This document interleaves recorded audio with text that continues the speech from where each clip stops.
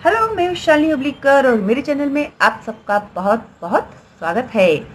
भाई अभी आ गया है 15 अगस्त, तो हमारा ये जो राष्ट्र ध्वज है, ये जो हमारा झंडा है, ये जो हमारा फ्लैग है, उस फ्लैग के पीछे भी एक कहानी है जो बहुत कम लोगों को पता है। तो इस निबंध में से आप लोगों को किस तरह से अपना जो ये राष्ट्र ध्वज है वो फाइनलाइज हुआ था वो पता चलेगा। तो मुझे कुछ बच्चों के मैसेज आए कि मिस ये जो है राष्ट्र ध्वज का निबंध हमें हिंदी में एक्सप्लेन करके बताइए प्लीज।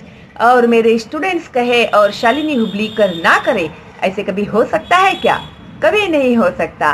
तो चलिए भाई, मैं आ गई हूँ आप लोगों को एक्सप्लेन करने के लिए राष्ट्र ध्वजाची कहानी, means story of our flag.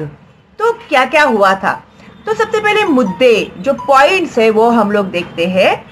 देशभक्तीने भारावलेल्या विविध प्रसंगी राष्ट्रध्वजाचे डौलाने फडकणे। अभी कोई भी अगर हम लोग समझो ओलंपिक में जीत गए, गोल्ड मेडल मिला, तो हमारा जो फ्लैग है वो ऊंचाई पर जाता है ना। फडकने यानी फ्लैग हिलता है ना, जैसे एक शान बोलते हैं ना हम लोग, हमारा जो झंडा है वो सबसे ऊंचाई पर लहरा रहा है। ओके, फडकणे मीन्स लहराना। तो ध्वजाची बदलती रूपे, तो क्या क्या चेंजेस आए उस फ्लैग में। ध्वज यानी फ्लैग, अंतिम रूप, एंड में क्या डिसाइड हुआ। अभी ये जो हम लोग देख रहे हैं वो कैसे डिसाइड हुआ। 3 रंग व अशोक चक्र, याचा अर्थ 3 कलर्स एंड अशोक चक्र जो है उसका मीनिंग क्या है वो भी हम लोगों को इसमें पता चलेगा। भारताचा राष्ट्रध्वज है अभिमानाचे स्थान, हमारे लिए बहुत ही गर्व की बात है हमारा झंडा, यानी सारे इंडियन लोगों के लिए। सर्वांनी त्याचा मान राखला पाहिजे और सब लोगों को उसका रिस्पेक्ट करना ही चाहिए। अभी जैसे कि मैं आ ही गई हूँ आप लोगों से बताने के लिए कि राष्ट्र ध्वज के रिलेटेड अगर आप लोगों को फेस मास्क वगैरह मार्केट्स में मिलेंगे तो प्लीज उसे बाय मत करना, फिर हम लोग उसके बाद छीकेंगे, फिर डस्टबिन में जाएगा। फिर ऐसे नहीं करना है हम लोगों को, ठीक है। तो ऐसे झंडे लीजिएगा नॉर्मल, जिसे हम लोग घर पे 12 महीने रख सकते हैं, ठीक है। तो इससे क्या होगा, हमारे राष्ट्र ध्वज का अपमान नहीं होगा और एक भारतीय होने के नाते हम लोगों को रास्ते पर कहीं पर भी हमारा राष्ट्र ध्वज फेंकना नहीं है, ठीक है। और अगर आप लोगों को कहीं छोटे बच्चे ने वगैरह इसे डाला होगा तो हमें उसे बहुत ही रिस्पेक्ट के साथ उठाना होगा, ठीक है। ओके, तो देखते हैं अभी क्या है ये राष्ट्र ध्वज की कहानी। अभी ये कह रहा है राष्ट्र ध्वज, ओके। तो उसकी ये ऑटोबायोग्राफी है। मित्रांनो, तो दिवस मला अजूनही आठवतो, आज भी मुझे वो दिन याद है। भारतीय क्रिकेट संघाने 2020च्या सामन्यातील विश्वचषक जिंकला। तो ये जो हमारी भारतीय टीम थी जिसने क्रिकेट में 2020 का जो वर्ल्ड कप हुआ था उसे जीता हुआ था आणि संपूर्ण देशात देश प्रेमाच्या लाटांच्या लाटा उसळल्या। और तुम लोगों को पता नहीं तुम लोग, लेकिन उस समय में जब ये वर्ल्ड कप जीता था ना हमारे इंडिया ने, तो इतनी खुशी की लहर थी सारे देश में, पूरा देश खुशी के मारे झूम रहा था। मी सुद्धा बेभान होऊन लहरलो फडकलो, और फ्लैग बोल रहा है कि मैं भी खुशी के मारे लहरा रहा था, फडक रहा था। माझ्या देहाच्या प्रत्येक धाग्यातून, प्रत्येक तंतूतून देश प्रेमाचे वारे सळसळत होते। अभी ये जो फ्लैग तैयार करने के लिए एक एक थ्रेड का जो धागा है उसमें हर एक कोने में से, हर एक पार्ट में से देश प्रेम लहरा रहा था। मेरे फ्लैग में वो लहरा रहा था। त्या दिवशी मैदानावर सर्वत्र माझीच रूपे फडकत होती। और पूरे जो वर्ल्ड कप देखने के लिए जो जितने भी लोग गए थे वहां पर इंडियंस, तो पूरे जो मैदान था ना वहां पर सब लोगों के हाथ में इंडिया का फ्लैग था। भारतीय खेळाडूंनी मला उंच उंच फडकवत मैदानात फेऱ्या मारल्या तेव्हा मला धन्य धन्य वाटले। और हमारी जो इंडियन टीम थी उन लोगों ने इंडिया का झंडा जो था वो ऊपर लहराते लहराते पूरे ग्राउंड में उन लोगों ने फेरा मारा हुआ था। तभी फ्लैग को ऐसा लगा कि मेरा तो लाइफ बन गई, मेरी तो लाइफ बन गई बोलते ना, ऐसे हो गया फ्लॅग को। हा मोलाचा क्षण मी कधी कधी विसरणारच नहीं। और ये जो पल था मेरे लिए इतना इम्पॉर्टंट था और ये पल मैं कभी नहीं भूलूंगा। मित्रांनो, ही प्रतिष्ठा, हा सन्मान माझ्या जन्मापासून मला मिळत आला आहे। ये जो मेरा रिस्पेक्ट है, ये जो मेरा सम्मान है, ये मुझे कब से मिल रहा है? मेरे जन्म से ही मिल रहा है। तो फ्लैग कह रहा है कि ये सम्मान जो है मैं जब से पैदा हुआ हूं तब से ही मुझे बहुत रिस्पेक्ट दिया जा रहा है। माझी कहानी तुम्हाला ठाऊक आहे का? क्या तुम लोगों को पता है मेरी कहानी क्या है, मैं किस तरह से पैदा हुआ हूँ?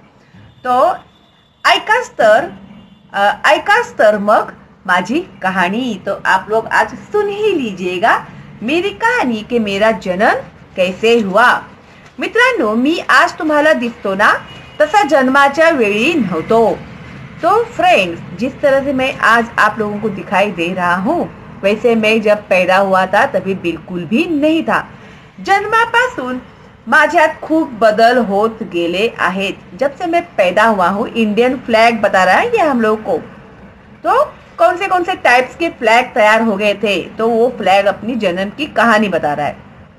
तो जब मैं पैदा हुआ था तब मैं बहुत ही अलग था, मला अनेक रूपे मिळत गेली। फिर मेरे में बहुत सारे चेंजेस होते गए।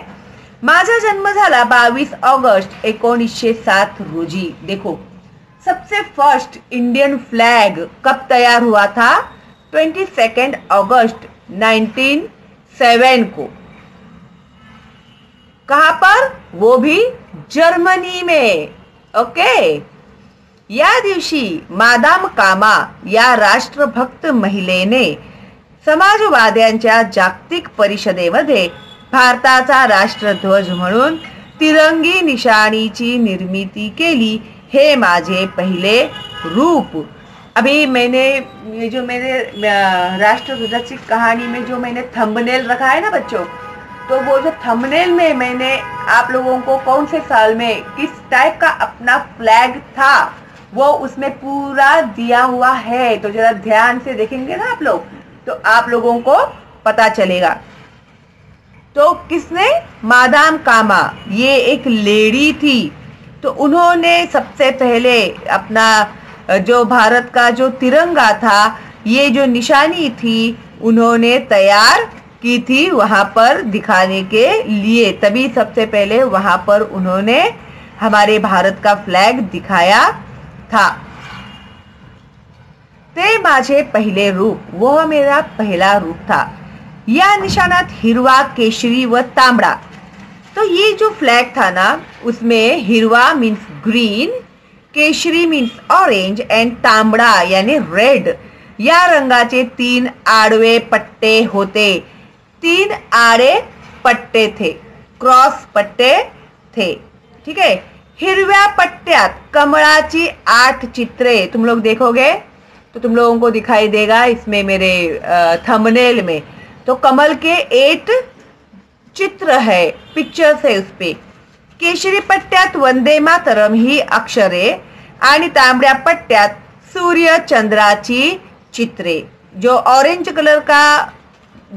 कलर है उसमें वंदे मातरम लिखा हुआ है और जो रेड है उस रेड जो पट्टी है उसके ऊपर सूर्य और सन एंड मून का पिक्चर है। असा माझा एकंदरीत साज होता। तो इस तरह से मेरा रूप था। पण मित्रांनो, या रूपामध्ये मी भारतात मात्र वावरू शकलो नाही। तो ये जो इंडिया का जो रूप था वो था जर्मनी में, लेकिन ये जो उसका रूप था हमारे फ्लैग का वो इंडिया में नहीं आ पाया। इस रूप में हमारे इंडिया में वह फ्लॅग नहीं आ पाया। काही वर्षानंतर म्हणजे 1916 यानी 1916 साली एनी बेसेंट, आप लोगों ने नाम सुना ही होगा, एनी बेसेंट का आणि लोकमान्य टिळक यांनी अटकेत असताना, अटकेत मीन्स जब वो अरेस्ट हुए थे, जब वो जेल में थे, तभी मला दूसरे रूप दिले, तभी उन लोगों ने हमारे इंडियन फ्लैग को दूसरा रूप दिया।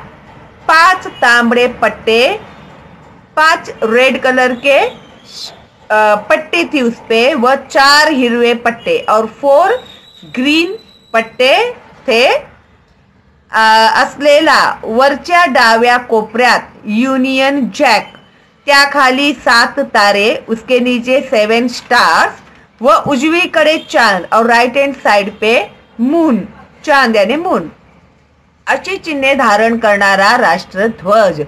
तो ये मेरे साइन्स थे फ्लैग पे।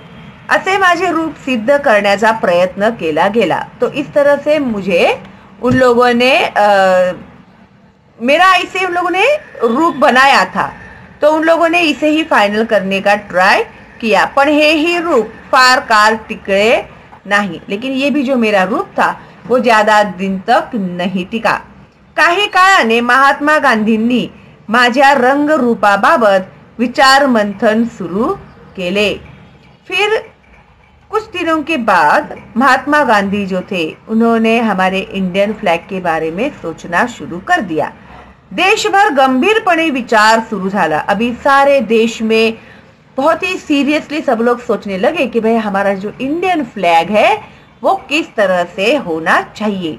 अनेकांच्या अनेक सूचना आल्या, हर किसी ने अपने अपने तरीके से बताया कि ऐसे होना चाहिए, ऐसे होना चाहिए, ऐसे होना चाहिए। ऐसे त्यानुसार तांबडा, हिरवा व पांढरा या रंगांचे आडवे पट्टे व त्यावर गर्द निळ्या रंगातील चरख्याचे चित्र असे माझे नवे रूप तयार झाले। अभी फिर क्या डिसाइड हुआ, तांबड़ा यानी रेड, हिरवा यानी ग्रीन। जो जो भी मैं आप लोग को पढ़ के बता रही हूँ ना, वो आप लोग वो थंबनेल वाले मेरे फ्लैग के जो पिक्चर्स है उसमें देख लेना। तांबड़ा यानी ग्रीन, रेड रंग का, हिरवा मीन्स ग्रीन व पांढरा यानी व्हाइट कलर रंगाचे आडवे पट्टे, क्रॉस पट्टी उसकी, व त्यावर गर्द निळ्या रंगातील चरख्याचे चित्र। और वो जो चरखा था, चरखा मीन्स व्हाट, जिसमें वो महात्मा गांधी कपड़े तैयार करते थे ना, उसे चरखा कहते हैं, ठीक है। तो उसका डार्क ब्लू कलर का एक पिक्चर उसके ऊपर लगाया गया था। पण हे ही रूप फार का सॉरी यहाँ पर है, ओके, तयार झाले। 1921 पासून हाच तिरंगा राष्ट्रीय निशान म्हणून पुढे आला। अभी 1921 में यही हमारा इंडियन फ्लैग है करके उन लोगों ने दिखाया। मित्रांनो, नंतर ही यात बदल होत गेले, बाद में भी इसमें बहुत सारे चेंजेस होते गए। आज तुम्हाला दिसते ना ते माझे रूप 22 जुलै 1947 रोजी निश्चित केले गेले। देखो भाई, ये जो अभी हमारा इंडियन फ्लैग है उसका रूप 22 जुलाई 1947 यानी 15 अगस्त 1947 को हमारा जो देश था वो इंडिपेंडेंट हुआ, और हमारा जो फ्लैग था देश का कभी फाइनलाइज हुआ था 22 जुलाई को 1947 रोजी निश्चित केले गेले। भारताच्या संविधान समितीने या दिवशी माझ्या या रूपाला मान्यता दिली। संविधान को भाई क्या कहते हैं इंग्लिश में, भारताच्या संविधान समिति ने, भाई मुझे बताना आप लोग कमेंट में संविधान को इंग्लिश में क्या कहते हैं। आई थिंक कॉन्स्टिट्यूशन कहते हैं, ओके। इंडियन कॉन्स्टिट्यूशन जो थी उन्होंने उसके लिए वो लोग भी तैयार हो गए कि हाँ ये जो हमारा झंडा है वो बिल्कुल सही है। त्यानुसार गर्द केशरी पांढरा व गर्द हिरवा, गर्द means dark, okay, dark orange, white end dark green या क्रमाने आडवे 3 पट्टे जैसे अभी हमारे फ्लैग में है, व मधल्या पांढऱ्या पट्ट्यावर निळ्या रंगातील अशोक चक्र, और सेंटर में जो है वो ब्लू कलर में अशोक चक्र है। हे माझे रूप भारताचा अधिकृत राष्ट्रध्वज म्हणून सिद्ध झाले। और फिर एंड में यही मेरा जो रूप है उसे इंडियन फ्लैग करके जाहिर किया गया और वो फाइनलाइज हुआ। डॉक्टर सर्वपल्ली राधाकृष्णन यांनी माझ्या या रूपामागचा राष्ट्र नेत्यांचा विचार छान समजावून सांगितला आहे। अभी भाई यही वाला रूप उन्होंने क्यों डिसाइड किया? इतने सारे रूप बनाए थे तो वो क्यों नहीं डिसाइड किया उन लोगों ने, और यही वाला फ्लैग उन लोगों ने फाइनलाइज क्यों किया? तो उसका वेरिफिकेशन दिया हुआ है डॉक्टर सर्वपल्ली राधाकृष्णन जी ने। माझ्या अंगावरील तीनही रंग वेगवेगळ्या गोष्टींचे सूचक आहेत। मेरे जो 3 कलर्स है ना वो अलग अलग चीजों को दर्शाते हैं, अलग अलग चीजों को वो मेंशन करते हैं। जैसे केशरी रंग देशभक्ति आणि त्याग यांचे प्रतीक आहे। वेरी वेरी इंपॉर्टेंट बच्चों, आप लोगों को निबंध लेखन में या फिर कुछ भी अगर फ्लैग के बारे में लिखना हो ना तो ये तो बहुत ही कॉमन होगा कि जो केशरी कलर है, ऑरेंज कलर है, ये किसका प्रतीक है? तो देशभक्ति एंड त्याग मीन सैक्रिफाइस का वो प्रतीक है। तर माझा हिमधवल रंग चारित्र्य, हिमधवल, हिम यानी बर्फ, हिमालय पर्वत की जो बर्फ होती है वो, तो हिमधवल तो सफेद जो कलर है वो चारित्र्य, कैरेक्टर, शांतता मीन्स पीस आणि मांगल्य यानी कुछ अच्छा काम होता है ना तो वो मांगल्य यांचा सूचक आहे। आणि हिरवा रंग समृद्धीचा दर्शक आहे। हिरवा कलर जो है, ग्रीन कलर जो है वो हमारा समृद्धि यानी जो सक्सेस है, जो हम लोगों के क्या समृद्धि को क्या बोलते हैं इंग्लिश में, तुम लोग बताना मुझे कमेंट करके। तो समृद्धीचा दर्शक आहे, जो जैसे भी तरक्की हम लोग करते जाते हैं ना उसका वो दर्शक है। माझ्यावरील निळे चक्र साऱ्या जगाला सूचित करते की हे राष्ट्रधर्म, नीती आणि प्रगती यांच्याच मार्गावर अखंड गतिमान राहील। और ये जो ब्लू चक्र है तो ये पूरी दुनिया को ये बता रहा है कि हमारा ये जो ब्लू चक्र है वो हमारा राष्ट्रधर्म, नीति आणि प्रगति। धर्म यानी हमारे जो धर्म,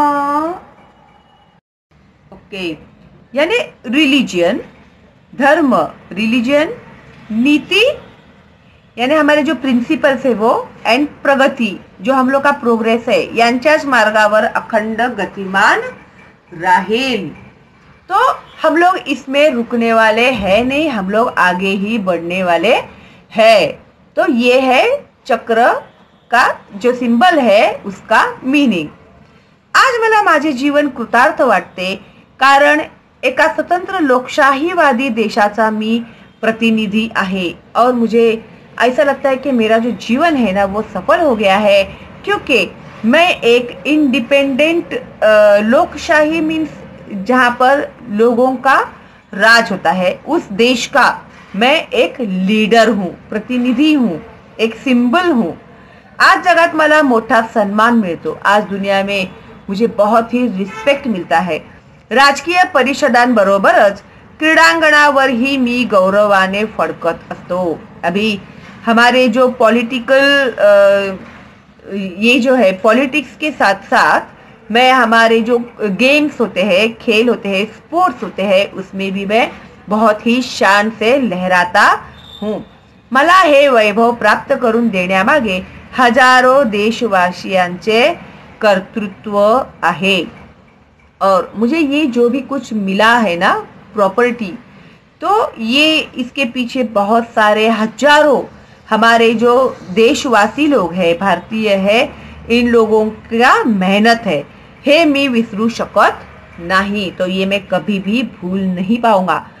पण कुठे माझा अपमान झाला तर, लेकिन अगर कहीं पर मेरा डिसरिस्पेक्ट हुआ तो म्हणजे मला उलट लावले गेले यानी मुझे उल्टा लहराया गया, जीर्ण स्थितित लावले गेले यानी कैसे भी फटा पुराना या फिर ऐसे पूरा ऐसे कागज का है तो पूरा ऐसे उसका चुरगड़ होके वो ऐसे लहराया तो, और व माझ्याशी गैरवर्तन केले गेले या मेरे साथ कोई भी बुरा बर्ताव किया गया तर तो माझाच नाही, तो सिर्फ मेरा ही नहीं तर माझ्या देशाचा अपमान असतो। तो ये एक फ्लैग है, भले वो इतना ही छोटा क्यों ना हो, लेकिन वो फ्लैग है हमारा, और उसको भी हम लोग उतना ही रिस्पेक्ट करेंगे जितना हम लोग बड़े देश को, बड़े झंडे को करते हैं। और फिर फ्लैग का रिस्पेक्ट यानी हमारे कंट्री का रिस्पेक्ट, हमारे देश का रिस्पेक्ट। मैटर नहीं करता है कि उस फ्लैग का साइज क्या है, मैटर करता है कि वो हमारा फ्लैग है, तो हमें उसका रिस्पेक्ट करना ही चाहिए। तो माझाच नाही, ये सिर्फ मेरा ही अपमान नहीं होगा, तर माझ्या भारत देशाचा अपमान असतो, तो ये पूरे हमारे इंडिया का अपमान होगा, डिसरिस्पेक्ट होगा, आणि तो मात्र मला सहन होत नाही, और यही डिसरिस्पेक्ट मैं नहीं सह सकता हूँ। त्यामुळे स्वातंत्र्य दिनानंतर व प्रजासत्ताक दिनानंतर कागदी स्वरूपातील मला उकिरड्यावर फेकणारे। अभी क्या होता है, जिस दिन 15 अगस्त होता है स्वातंत्र दिन यानी 15 अगस्त, प्रजासत्ताक दिन मीन्स 26 जनवरी, ये दो बातें आप हमेशा याद रखना, क्योंकि बच्चे है ना बहुत कंफ्यूज हो जाते हैं कि स्वतंत्र दिन कौन सा है और प्रजासत्ताक दिन कौन सा है। तो स्वतंत्र दिन यानी जिस दिन हमारा जो देश इंडिपेंडेंट हुआ था 15 अगस्त 1947 को, तो वो है हम लोगों का स्वातंत्र दिन। और 26 जनवरी 1950 को हमारी इंडिया में कॉन्स्टिट्यूशन लागू हुआ था, उसे कहते हैं प्रजासत्ताक दिन यानी 26 जनवरी। ठीक है, तो इस दिन हम लोग हमारे फ्लैग को ले लेकर सब जगह पे लहराते हैं, घूमते हैं, बच्चे लोगों को अपने कपड़ों पर आप लगाते हो, बच्चे लोग भी शान से घूमते हैं, करते हैं। फिर उसके बाद क्या होता है, जैसे जैसे शाम होती है फिर सब लोग अपने अपने झंडे वगैरह निकालते हैं, कोई नीचे फेंक देता है, कोई किधर फेंक देता है। तो ऐसे उकिरड्यावर फेंकणे यानी फेंक देना उसको डिसरिस्पेक्ट करके, आणि बेफिकीर वृत्तीमुळे नकळतपणे माझा अपमानच करत असतात। और ये जो बेफिकीरपना है, अरे ये मेरा फ्लैग है, उसे हम लोग को इस तरह से नहीं फेंकना चाहिए। आप लोग बुक में रखो, आपके कहीं पर जमा करके रखो, चलेगा, तो उसका डिसरिस्पेक्ट करने की जरूरत नहीं है ना, बुक में रख सकते हैं ना, जैसे हम लोग मोर पंख रखते हैं, गुलाब रखते हैं, उसी तरह से फ्लैग रखो। हाँ भाई, और उसके ऊपर डेट लिख के रखो कि हाँ मैंने इस डेट में ये फ्लैग पहना हुआ था, है क्या नहीं। फिर जब तुम लोग कभी कभी बुक खोलोगे तो तुम्हें वो फ्लैग दिखा देगा, अरे हाँ ये तो मेरा उस साल मैंने पहना हुआ था, तभी मैं ये स्टैंडर्ड में था। तो ऐसे भी तुम लोग को याद हो जाएगा, एक मेमोरी हो जाएगी तुम लोगों की, है ना। और फिर अगर वही फ्लैग तुम लोग संभाल कर रखोगे तो तुम लोगों के पोते देखेंगे, पड़पोते भी देखेंगे कि अरे वाह मेरे दादाजी ने ये फ्लैग लगाया हुआ था, इतने सालों से फ्लैग मेरे दादाजी ने संभाल कर रखे। करो कलेक्शन फ्लैग का, लगाओ ये हॉबी आप लोगों के पास, लेकिन रिस्पेक्ट से। ओके मित्रांनो, एखाद्या थोर नेत्याच्या वा शूरवीराच्या शवपेटीवर मला ठेवले जाते। अभी कोई एक सैनिक की अगर डेथ हो जाती है या कोई मिनिस्टर की डेथ हो जाती है, शव पेटीवर यानी उनका जो पेटी होता है ना, उसमें उन लोग को लेकर आते हैं, तो उसमें उसके ऊपर मुझे रखा जाता है, तेव्हा माझे मन भरून येते, तब मेरा मन जो है ना वो भर आता है। तो त्या व्यक्तीचा त्याच्या कार्याचा गौरव असतो, लेकिन वो जो व्यक्ति है जिसने मेरे लिए अपनी जान कुर्बान कर दी, जब तक वो जिंदा था वो मेरे लिए ही जी रहा था, तो उसके मुझे बहुत ही रिस्पेक्ट है, गौरव है, अभिमान है। ही आहे माझी कहानी, और इस तरह से ये है मेरी कहानी, सहस्र शब्दांत ही न मावणारी। तो मैं कितने भी वर्ड्स इसके लिए कंप्लीट नहीं होंगे, पूरे नहीं होंगे, तरीही सफल संपूर्ण अशी, तो भी सक्सेसफुल एंड कंप्लीट, इस तरह से ये मेरी कहानी है। ओके बच्चों, तो इस तरह से ये है हम लोग के राष्ट्रध्वज की कहानी, एंड आई होप आप लोगों को भी अच्छे से समझ में आया होगा। और ये सिर्फ पास होने के लिए नहीं, तो ये तुम लोगों को एक इंडियन होने के नाते हर एक बात जो है ना छाप लेनी है अपने दिमाग में, ठीक है। तो किस तरह से ये अपना राष्ट्रध्वज बना है, बहुत ही इम्पोर्टेंट है ये ऐसे आप लोगों के लिए। तो अच्छे से उसे समझकर अच्छे से लिखना आप लोग, और हो सके उतना अपनी लैंग्वेज में लिखने की कोशिश करना, ठीक है। तो अगर आप नए हैं मेरे चैनल पर, अगर सब्सक्राइब नहीं किया है आप लोगों ने तो अभी सब्सक्राइब कीजिए, बेल का आइकन टैप कीजिएगा, तो आप लोगों को मिलेंगे मेरे लाइव स्ट्रीम की नोटिफिकेशन जो मैं करने वाली हूँ बहुत जल्दी ही। ओके, और फॉरवर्ड करना मेरे चैनल का लिंक अपने दोस्तों को और रिलेटिव को जो है बिल्कुल मुफ्त। ओके, तो लाइक करना मत भूलना मेरे भाई। वीडियोस को आप लोग भूल जाते हैं, इतना खो जाते हैं मेरे वीडियोस देखने में कि आप लोग लाइक करना भूल जाते हैं। तो मैं बिल्कुल ऐसे मत करना, पहले सबसे पहले लाइक कर दो। और कोई डाउट है तो कमेंट बॉक्स में पूछ सकते हैं, कोई डाउट नहीं है तो एक थैंक्स तो मेरे लिए बनता ही है ना।